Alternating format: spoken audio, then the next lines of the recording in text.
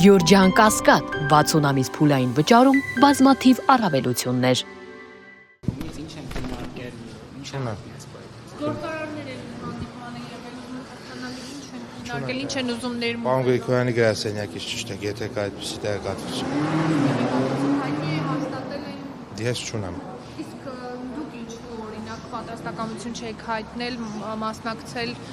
Ադրբեջանի Ժողովների նիստեր, ես հանրաժողովի անդամ չեմ։ Իսկ գործարարներն ինչ գործ ունեին այդ հանդիպման ժամանակ։ Ադրբեջանական կողմը ստարտվել էր, որ նաև գործարարշրջանակների հետ է հանդիպել եւ առևտրատնտեսական հարաբերություններն են քննարկվել։ Հայկական կողմն էլ, եթե չեմ սխալվում, ցանկ էիք ներկայացրել փոխադարձ առևտրի։ Այդ ցանկով որևէ հիմա քննարկում կա, որևէ ապրանքների շրջանառություն կա։ Բոլոր առումներով էլ կա, քննարկում կա։ Հայլատի թերի մասին։ Այո, կա։ Որ ընկերություններն են հետաքրքրված, արդյոք գործընթացը Ես հիմա չեմ կարծում, որ ճիշտ գաղափար է բիզնես բանակցությունները հանել եւ հանրայնացնել, դա հաստատ լավ գաղափար չէ։ Իսկ հեղուկ գազի մասով հունվարին ասացիք, որ համաձայնություն կա երկաթուղով Ադրբեջանի տարածքով բերելու։ Ինչու՞ չէ հիմա վագոնները չեն եկել։ Շատ բարձ պատճառով, որովհետեւ հայկական հարավկովկասյան երկաթուղին հսկայական ներդրումներ պետք է աներ եւ անում է, որպեսզի այդ երկաթուղիով կարողանա գալ։ Համաձայնություն ձեռք բերել, որ կարող է երկաթուղու միջոցով գալ հեղուկ գազ մի պատմություն է, դրանից հետո երկաթուղին հսկայական ներդրումներ է անում, որ ինքը կարողանա հեղուկ գազ բերել, մեկ այլ պատմություն է, բայց քանի որ հարցրեցիք հեղուկ գազի մասով, ասեմ, որ հեղուկ գազ Հայաստանում չկար, որովհետև երկու հիմնական պատճառ մեկը Իրանի հետ կապված իրադրությունն է, պատճառ երկուսը վերին լարսներ, հիմա վերին լարսը արդեն բաց է, 3-ի առաջի օր եկել են մի քանի, 3 ավելի շատ ավտոմեքենաներ են եկել, այսօր սպասում են արդեն տասնյակ մեքենաներ, վաղը եւս տասնյակ մեքենաներ կմտնի եւ ես կարծում եմ, որ արդեն ուրբաթ օրվա դրությամբ, եթե ոչ ուրբաթ գոնե շաբաթ օրվա դրությամբ Հայաստան կմտնի այնքան գազ, որը գները էականորեն կիչնի, նախ A կլինի, B հետո էական կիչնի։ Պարոն Պապոյան, Օվերչուկի սպառնալիքներից հետո ջերմուկի հետ կապված խնդիրները առաջացան, թեև ՍԱՏՄ-ն ասում է պաշտոնական գրություն չկա։ Երեկ էլի ռուսական կողմը ասել էր, որ ջերմուկում խնդիրներ են հայտնաբերվել։ Դուք ինչ կասեք այս մասով, ինչ։ Ցանկացած ապրանքի մեջ էլ կարող է ինչ-որ խմբականակում խնդիր հայտնաբերվել կամ չհայտնաբերվել, միշտ էլ դա կարող է տեղի ունենալ, ես այդտեղ որևէ արտառոց բան չեմ տեսնում։ Եվ ավելին ասեմ, մենք նամակ քանի որ չենք ստացել, ես չեմ կարող մեկնաբանել, այդպիսի բան կա թե չկա, որովհետև պաշտոնապես այդպիսի բան չկա։ Սա քաղաքական հանգամանքներով է պայմանավորված հաշվի առնելով Օվերչուկի։ Քաղաքական հարաբերությունները իրականում նշվում է բավականին լավ են, եթե անկեղծ ու հետևաբար ես չեմ կարող նման պնդում անել, որովհետև նման պնդում անելու համար որևէ հիմք չկա։ Ըստ էության ասում էր ԵԱՏՄ-ից դուրս գալը ԵՄ-ին անդամակցելը դա Հայաստանի շահերից չի բխում եւ դրանից հետո են տեղի ունեցել այդ գործընթացները։ Այդպիսի գործընթացներ միշտ տեղի են ունեցել, միշտ կարող են տեղի ունենալ, այդտեղ ես որևէ տարօրինակ բան չեմ տեսնում, մենք էլ ենք ստուգում Հայաստան եկող ապրանքների որակը եւ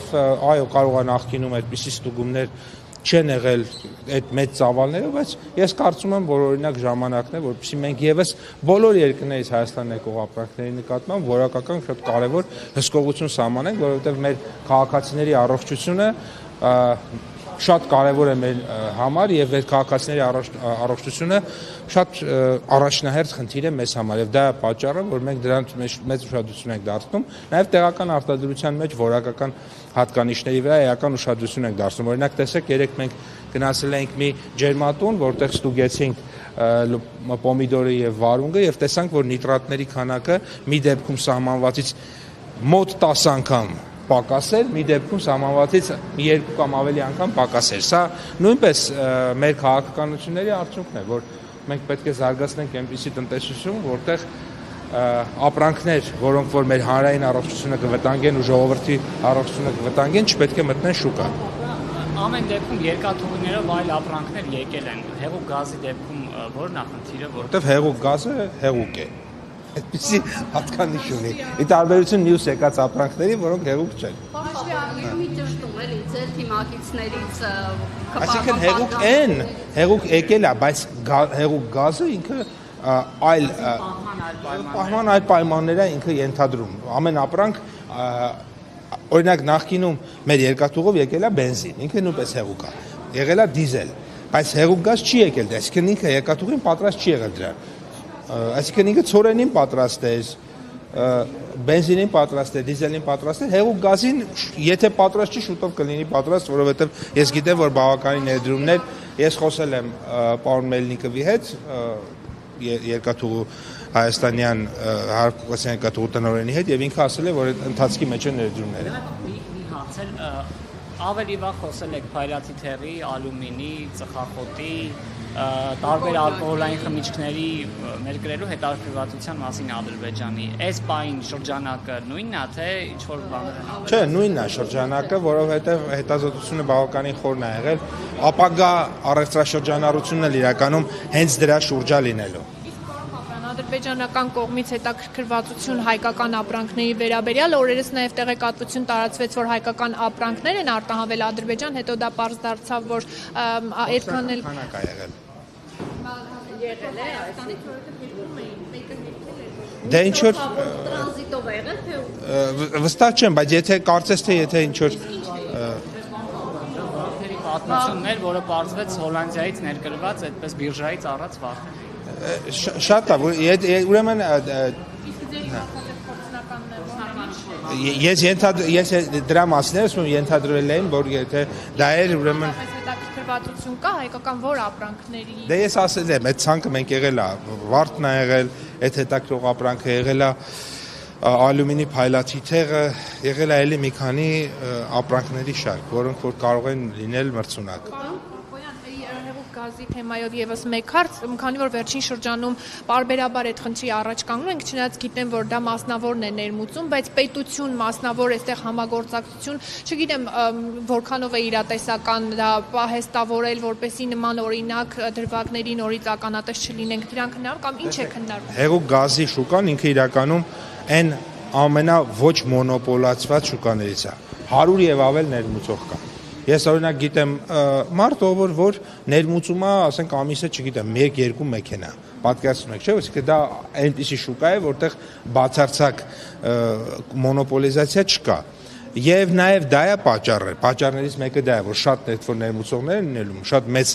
շրջանառություն ունեցող մարդիկ չկան, որ մեծ չափով կարողանան կուտակել, եւ մեր քաղաքականությունն էլ նախկինում այդպեսին է եղել, որ ըստ էության չստիպենք կուտակեն, որովհետև երբ որ կուտակում ես գինը բարձրանալու է։ Իսկն եթե դու ասես պիտի կուտակես, ինքը գնի վրա ազդելու է։ Ցանկացած կուտակում ինքը գնի վրա ազդեցություն է ունենում։ հետևաբար լինի տենց մի տեսեք, եթե հասկանանք, որ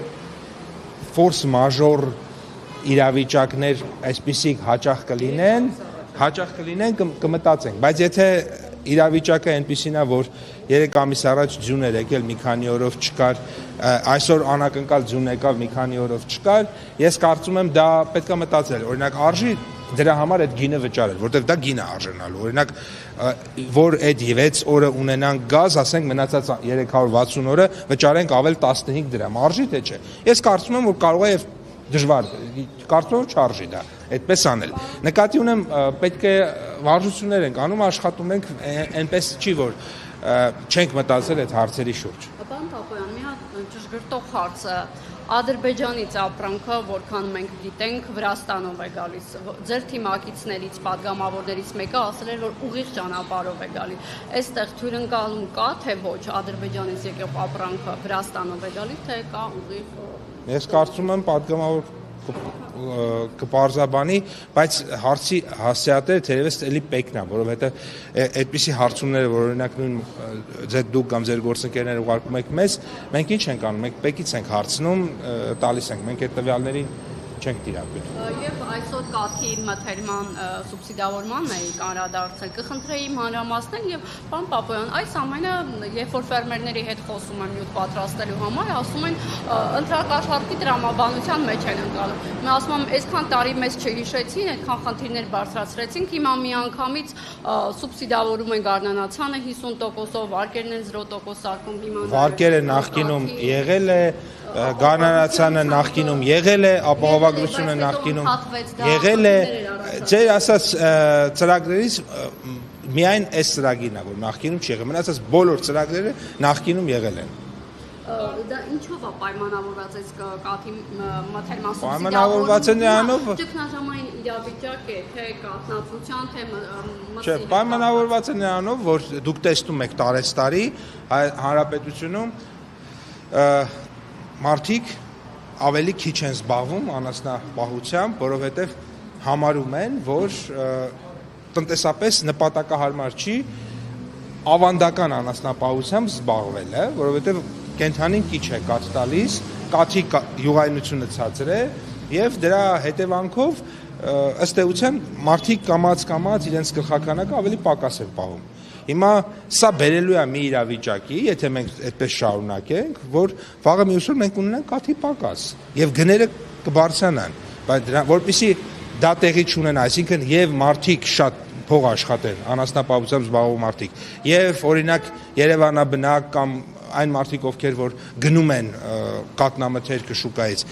չբախվեն թանկ գների, պետությունը այդ սուբսիդավորումը իրականացնում է, այսինքն կներկայացնենք կառավարության նիստի ժամանակ, թույլ տվեք, կարող է հիմա ես մի բան ասեմ, որ 1-2 շտկման ենթարկվի, բայց մի բան հստակ է, քաղաքական որոշումը կայացված է, մեխանիզմը ընտրված է, վերջին 1-2 բանաձևային հաշվարկներն են կանում, որպեսզի վերջնական թիվը ասենք։ Շենի բնակիչներն են, ովքեր խնդրեցին իրենց հարցը ձեզ մոտ էլ բարձրաձայնեք, չնայած որ իրենք գիտեն, որ ոլորտային առումով ձերը չէ, բայց վարչության անդամ եք դուք նաև կառավարություն նշում են, որ կառավարությունից գցում են հարցը քաղաքապետարան, քաղաքապետարանից կառավարություն եւ վթարային շենքեր են, որտեղ ապրել այլևս հնարավոր չէ։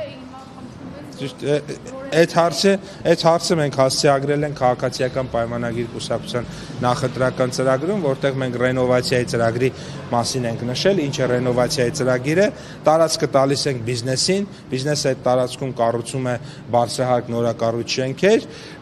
մի հատվածը հանձնում է բնակիչներին, մյուս հատվածը վաճառում է որպես կոմերցիոն գույք։ Բնակիչները նշում էին, որ նախորդ ընտրությունների ժամանակ էլ եկաք, հենց այդ խոստումով քվեն ստացակ ձեզ ընտրեցին, բայց հարցը այդպես էլ չի լուծվել եւ հիմա մարդիկ նշում են, որ աղետալի իրավիճակում է գտնվում։ Հիմա պիտի մեկը մահանա, որ այս խնդրին ուշադրություն։ Բոլոր խնդիրները լուծվում են, բոլոր խնդիրները։ Հիմա խնդիրը չլուծեինք, պետք է ասեք չեք լուծում։ Լուծում ենք, ասում եք, բան 4 տարի նախընտրական է։ Ժողովուրդ ջան, մի հատ կողմնորոշվեք։ Մեր ժողովրդի խնդիրները լուծենք, թե չլուծենք։ Երեք մեզ ասեցին, որ վերջի ժամկետը ամսի 15-ին։ Ես ասեցի, որ նախ ձեր խնդրին ես չեմ տիրապետում։ Ես օրինակ որոշ տեղերի խնդիրների Երևանի տիրապետում եի եւ այդ խնդիրները լուծվել են։ Կոնկրետ ձեր հատվածի խնդրին չեմ տիրապետում, հետեւաբար ասում եմ, որ բայց դա մեր ուշադրության կենտրոնում է, այդ թվում ռենովացիայի ծրագրով միայն ձեր մոտ չի 4-րդ կարգի վթարային շենքեր, Երևանում ցավոք սրտի բավականին շատ կան, բարև ձեզ, շնորհակալություն։ Եվ այդ բոլոր